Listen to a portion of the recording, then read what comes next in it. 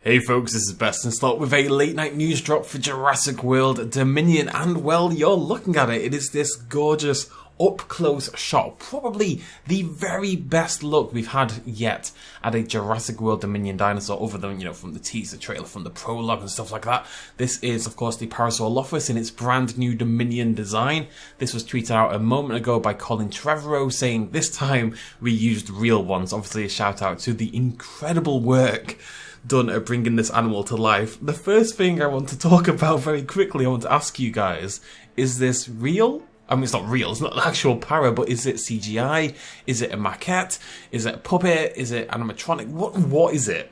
I can't tell you. I've been staring at it for a long time, and I couldn't actually tell you. If it's any of them, it's incredible work either way. It's really beautiful looking work. I'm leaning towards an animatronic puppet kind of thing of some description, which will probably be overlaid with a little bit of CGI in the real film, just like the Indoraptor, for example, was in Jurassic World Fallen Kingdom. But either way, it's an absolute beauty. Of course, it is changing a fairly iconic design to an extent. Para wasn't a big feature in the other films, but still its design was very well known. And then for Jurassic World, they actually already redid it, and we had this slightly weird, ridged, very hard-edged kind of para, which I'm happy that's been scrapped.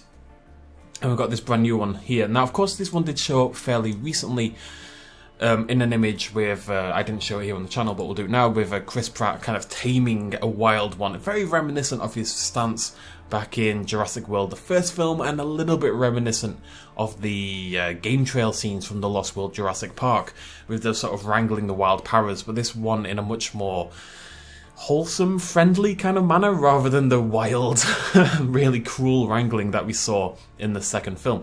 Now, it is worth noting, looking at the difference between these two, they're clearly not the same para. This one's much more colourful. It's got this blue mark down by the eyes, this kind of teardrops rolling down its cheeks. It's so cute. It's so well modelled, well designed. It's honestly a beautiful, beautiful update on an iconic creature. Doesn't have the blue here either, but you can see the similarities, of course, in the beak shape and in the presence of this kind of slight crest we've got going on here, the kind of thing people stick on Coronosaurus more than Parasaurolophus, for no real reason other than to differentiate it from Parasaurolophus, really. So it's clearly the same sort of type of Parasaurolophus, I guess, is what I'm trying to get at here.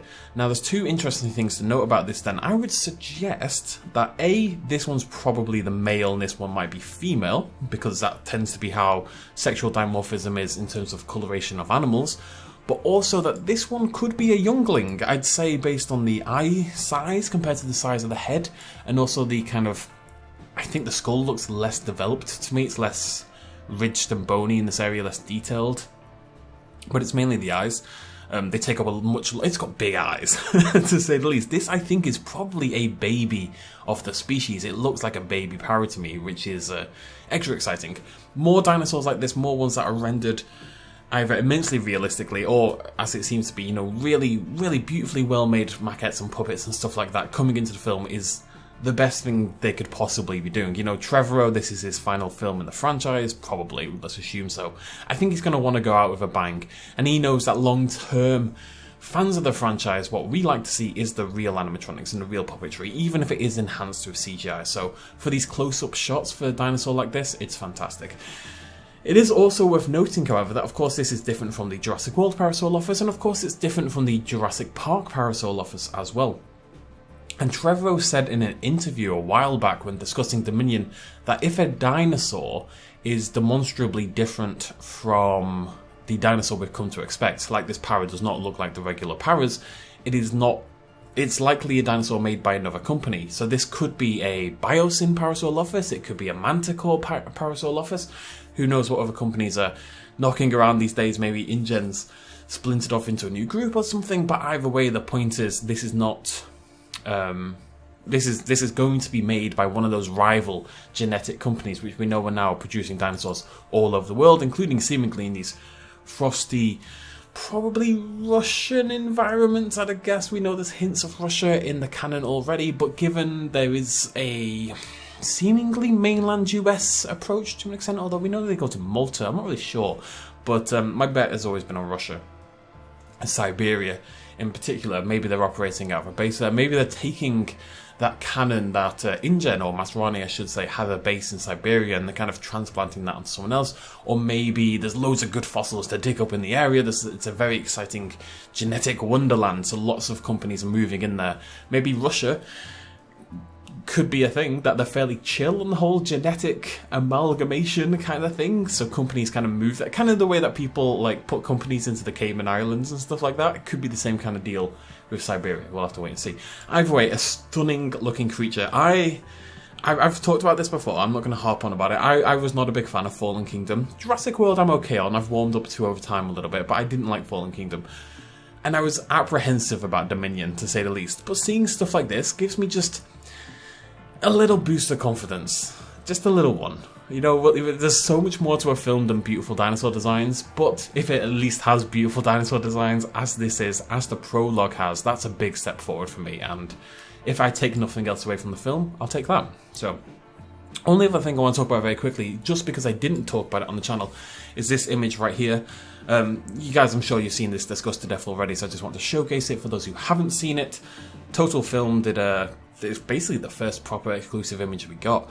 Claire, I mean, I think it's meant to be staged rather than a still from the film, right? Because it's a bit bizarre looking, but Claire's in the swamp up to her neck. She's clearly, I don't know, trying to hide from this dinosaur behind her. And of course, we know what this dinosaur is. You can tell by those long claws. Actually, not as long as they would be. They'd be much longer in reality. But this does seem to be a Therizinosaurus. My concern about this scene, it's very cool, right? It's so exciting to have Therizinosaurus in the franchise, a dinosaur a lot of us have wanted for a long time. There's no hint of the feathering. Not too worried about that. We can only see the feet and a bit of the claw. My main concern is Therizinosaurus is, of course, a herbivore. And I hope, just because it hasn't got big-ass claws, they haven't decided to make it into a terrifying Claire-eating predator. That's my only concern, but again, I'm very excited to see the rest of this design. I do like that it's big and imposing, which is cool for a herbivore. You know, it's good that we have aggressive, violent herbivores at times. Just, you know, it shouldn't be hunting her down like the Spinosaurus in Jurassic Park 3, for example. I think we can leave that to other films and other species.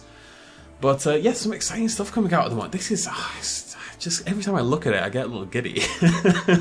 And I never really felt that about Fallen Kingdom, and I would love to. You know, don't get me wrong, I would love to love these films so much more.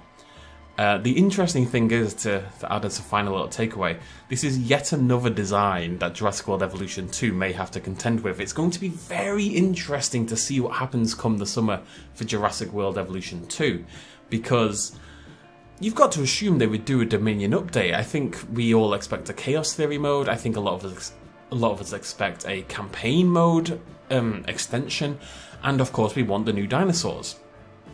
But there's so many.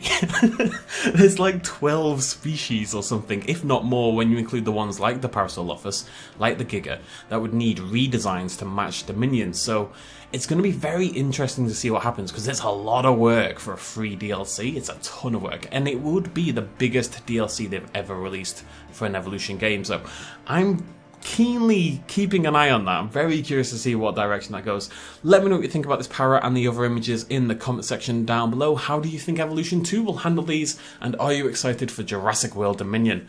Until then, next time, thank you so much for joining me. I'm going to go to sleep. Thanks for joining me. Cheers much as always. Bye-bye.